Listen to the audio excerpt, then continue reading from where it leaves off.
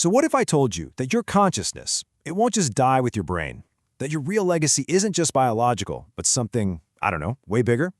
Today, we're going to unpack a new way of thinking about how our minds actually extend way beyond our mortal limits, and how we build a legacy that could, in theory, last forever. I mean, just think about it for a second. That piece of advice a grandparent gave you years ago, or a principle a mentor taught you that just stuck. Those ideas are literally alive inside you. They're influencing your decisions right now. And that's not just some nice poetry, it's a functional reality. You're basically a vessel for consciousness that started long, long before you were ever born. Okay, so this is one of the biggest questions we've ever asked, right? And the traditional, purely biological answer is pretty simple. It ends. The lights go out. But what if that's just part of the story? What if consciousness figured out a way to keep going? Not through anything supernatural, but through the very world we've built around ourselves. For billions of years, life really only had one operating system: genetics. Consciousness, or at least its building blocks, got passed down through DNA. And it was slow, taking generations. But then, evolution stumbled upon this radical upgrade: a faster, way more flexible way to transmit ideas, or as we call them, memes. These things can transfer in seconds through communication, not decades. They can just jump from mind to mind, totally unbound by biology. So if our consciousness is extending through these memes, what does that actually look like?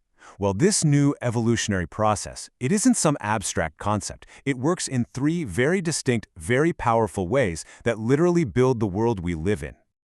These are pretty much the three pillars of extended consciousness. First, you've got our descendants. That's how we extend our influence through time. Second, our tools, which extend our minds through space. And third, our institutions, which extend our will through the whole collective. Let's dig into how each of these actually works. Okay, this is the most personal one. Think about it. A grandmother's advice on how to be resilient might be guiding her grandchild's choices 50 years after she's gone. Her consciousness, in a very real sense, is still active in the world, still solving problems. It's the software that gets passed down, not just the hardware. Next up, we have tools. And this is just a brilliant way to see how we've systematically outsourced parts of our own brains. Right? Our hand manipulates the world directly. But a book, it stores knowledge perfectly long after our memory starts to fade. A computer can process logic way faster than we can ever think. And now you've got AI that can spot patterns that are completely invisible to the human brain. Every single step is a piece of our mind externalized and then supercharged. And finally, institutions. I absolutely love this description: frozen decisions that keep executing. A law against a certain type of fraud? That's the crystallized wisdom of tons of people who got burned in the past. It protects you today without you ever having to learn that lesson the hard way. Institutions are basically how we scale our collective consciousness. So here's the crucial point. Descendants, tools, and institutions, they're all just vehicles for memes. And a meme's natural habitat? Where does it live? It's not a server or a book. A meme's real niche is that decision-making space right inside our minds. It's constantly competing with other ideas to influence the choices we make. But this whole system creates a brand new problem. If ideas can live forever in our tools and institutions, what happens when they get outdated? Or even worse, what if they become harmful? This brings us to a really critical biological concept, but applied to ideas: senescence. And this is a really profound question, isn't it? Our first instinct is to preserve knowledge, to save all the wisdom we can. But progress requires us to make space for new, better adapted ideas. And this creates a fundamental tension. How do we balance preserving the old with the need for evolution? In nature, death is basically an invention. It's evolution's secret weapon for clearing the board. By making sure older generations don't hang around forever, it makes room for new genetic combinations to be tested out in a changing world. So paradoxically, death is what keeps life dynamic and resilient. It's a feature, not a bug. And actually, we've already built this principle into some of our best institutions. Democracy is a perfect example, right? You have term limits that force turnover. You have elections that create these huge selection events for new ideas and new leaders. It's a designed system of institutional senescence, meant to prevent any single set of ideas from ruling forever. But what happens when we forget to build in this process of renewal? Well, we get stuck. We get things like lead pipes leaching poison into our water decades after we knew about the danger. We get financial institutions that become too big to fail, holding the entire system hostage. Or you get a company like Kodak, which literally invented the digital camera, but then suppressed it to protect its old film business and sealed its own doom. So here's the big takeaway from all this. In the biological world, death is automatic. It just happens. But in the world of ideas, there's no built-in expiration date. Old memes can just persist indefinitely. It's our job, our responsibility to be the agents of senescence. We have to consciously design systems that evaluate and retire and replace the ideas, tools, and institutions that just don't serve us anymore. Now, if we can manage this process, if we can get it right, the payoff is just immense.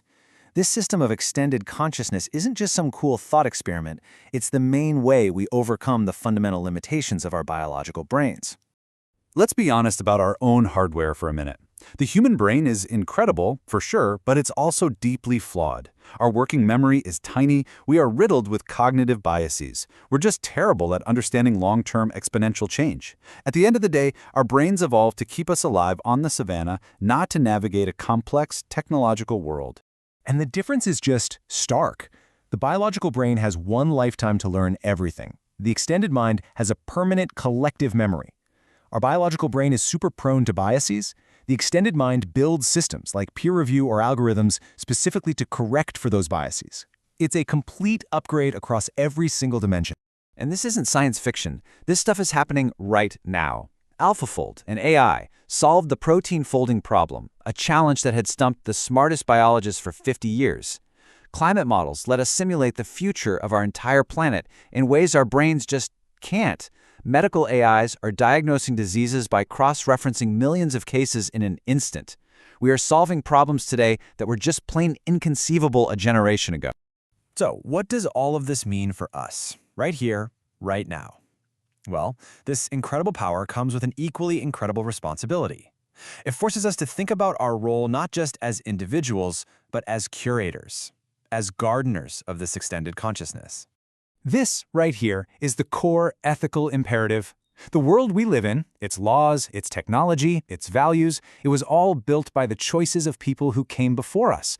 And every single choice we make today, every idea we share, every tool we build, every institution we decide to support, is actively shaping the reality for everyone who comes after us. So this gives us a kind of practical framework. Next time you encounter a new idea or you're thinking about supporting a system, ask yourself these questions. Does this idea make future generations smarter, more capable? Does it preserve what's truly valuable from the past? And maybe most importantly, does it empower our successors to make even better choices than we're capable of making today? And this all builds up to what you could call the meta meme, the single most important idea we could possibly spread. It's not about finding the perfect ideas ourselves. That's not the goal. It's about building and spreading the systems of thought, things like critical thinking, scientific inquiry, open debate, that will make future generations better at selecting good ideas. The ultimate goal is to improve the selection process itself.